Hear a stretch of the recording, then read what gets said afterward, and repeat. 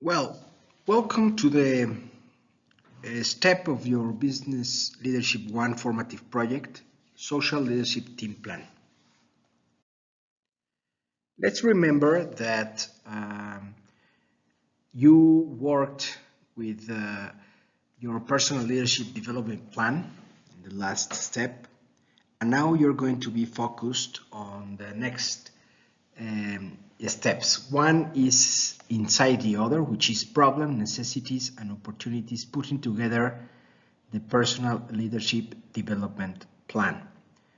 And you're going to work in this week in your final step, almost final step, which is the social leadership team plan. So what are you going to do now? You are going to be focused on three things. First of all, your capabilities as individuals in your personal leadership development plan. Remember that you have just visualized some leadership values, some leadership skills, and you produce your personal leadership, and your team have some advantages with that. So you're going to be focused on your personal leadership plan, development plan, and also on the problem you identified in the problems all around work, and also in the leadership, in the lack of leadership around that problem. So those are the three inputs that you're going to use in order to align all the strengths and minimize all the weaknesses in order to produce your social leadership team plan. So let's remember once again that you are working in one of these three general topics that you selected, and then you work with your problem, and then you work with your personal leadership development plan. So remember that you have the new ideas, improvements, educational and collaborative project for Paipanagua community, or maybe a social impact proposal for a specific problem, necessity, or opportunity for improving something in Morelia, or a combination of service or product for a prototype. In this case, problem, necessities, and opportunities as an input of an idea of business. Those are the three different aspects in which your personal and your team leadership should be focused on. So what are you going to do? First of all, you have to link the problem and the necessity or the opportunity you identified. You're going to link that with your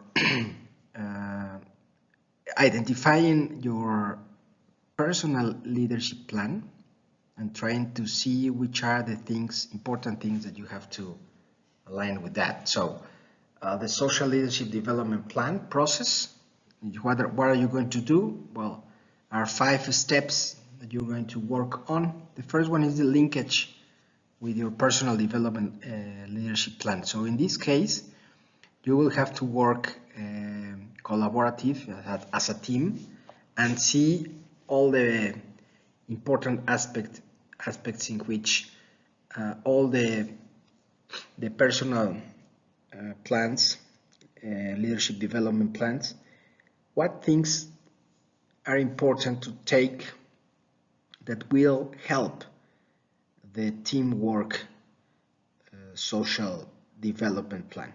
Okay, so you're going to identify some of them and align them in order to foster the individual capabilities into the team capabilities. Okay, so what are you going to do? You're going to to check all the plans, and you're going to identify which characteristics of that plan will help to the team plan. The things that will not help, you are not going to take those parts. So you're going to see which are the common things, which are the things that will help to strengthen the team plan. Then, as you did in the personal leadership, you're going to identify your values. So you're going to select your team core values. Some of them maybe will align with the individual, with the personal leadership development plan. Some of them no. Then you're going to work on your vision, that is how you see as a team in 1.5 years or 2 years, because it's a short-term vision, because we are working only in the development of your leadership in your high school process. No? So in this case, you're going to write down your vision. What vision? Well, the vision is the problem you stated, the leadership you want to develop, no? And the lack of leadership, the problem, and how you're going to obtain or arrive to a certain specific situation, doing what you are planning to do. Okay, so let's do vision. How do we see ourselves as a team in our leadership development, focusing on the problem? Then your vision, remember that the vision is the reason of being in this case, this group working on a specific project, on a specific problem. Okay? Then you're going to work with your purpose. That is, you're going to work with the written down a very good objective. No? What is your main objective of your plan?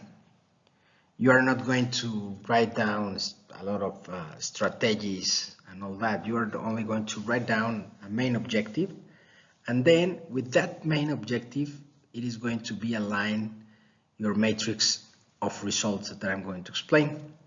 In this matrix of results, you're going to use at least 2 components and 3 activities for each component. The components are like the strategies or the specific objectives aligned with the central purpose or with the main objective. Okay, so as you can see, all this structure of the social leadership development plan is aligned in a hierarchical process. No? So this is the last part of your work, which is this matrix. So you're going to work in a matrix. How do we understand this matrix? Well, the matrix has columns and has lines. No? The columns reflects four things. First is the narrative summary, which is the description of the final impact of what you are going to do, the purpose, the components which are like the specific objectives, and finally the activities. So as you can see, the final impact, purpose, components, and activities goes from the most general aspect to the most specific as to a specific aspect, which are the activities. Okay, from general to more particular. And then we have indicators, which are how we are going to measure that. And then we have the means of verification, which is how we're going to register, or how we're going to know that that activity is fulfilled. No? And finally, in assumptions, you're going to write down a specific risk. I didn't write there a specific risk, but you will have to imagine which risk of your purpose, of your components, will maybe in a certain probability do not help you to fulfill your goals. Okay, so this is the structure you're going to use. Okay, so this structure helps you to clarify what are you going to do, how you're going to measure, and which risks are related to that specific result. Well, finally, you are going to write a report which will have 6 parts. As you can see, the linkage, the leadership values and skills aligned with the problem, the social mission and vision statement, the purpose or general objective, the matrix of results, and the conclusion. So those are the parts that you're going to include in your report. The linkage, it's brief.